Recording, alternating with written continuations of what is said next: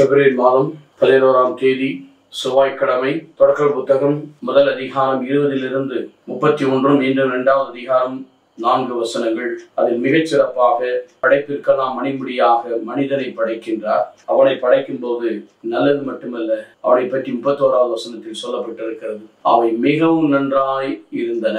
மிகவும் நன்றாய், very good. Good மட்டும் நல்லது மட்டுமல்ல, வெரி குட். ஏனென்றால் மனிதனை தன்னுடைய சாயலாக 26:27 தம் உருவிலும் சாயலும் உண்டாக்குவோம் என்று படைத்து, ஆணும் பெண்ணுமாக படைத்து தெய்வீக சாயல் கொடுத்து அவனை ஆசீர்வதித்து படுகி பெருகி உங்கள் ஆற்றலுக்கு அனைத்தையும் உட்படுத்துங்கள் என்று சொன்னார். அவை மிக நன்றாக இருக்கிறது என்று சொன்னார். எடுத்துவிட்டு 7ஆம் நாள் ஓய்வு எடுக்கிறார். ஓய்வு எதற்கு என்றால், அங்கே சொல்லப்பட்ட 3வது வசனம், அந்த நாளுக்கு ஆசி வழங்கி அதை புனிதப்படுத்தினார்.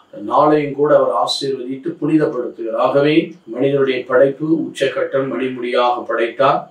மனிதனுக்காக எல்லாவற்றையும் படைத்தார். எல்லாம் நன்றாக படைத்தார். அவனை மட்டும் மிகவும் நன்றாக படைத்தார் என்றும், தன்னுடைய சாயலாக மற்ற படைப்பெல்லாம் கடவுளுடைய நற்படைப்புகளாக படைத்தார். அவனால் இந்த படைப்பு மனிதனை மட்டும் தன்னுடைய உருவிலே படைக்கின்றார். ஆகவேதான் அவனுக்கு ஓய்வும் கொடுக்கிறார்.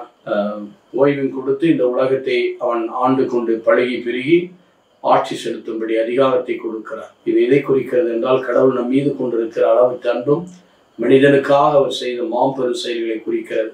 இத்திருப்பாடல் 8 அதுதான் சொல்லுகிறது.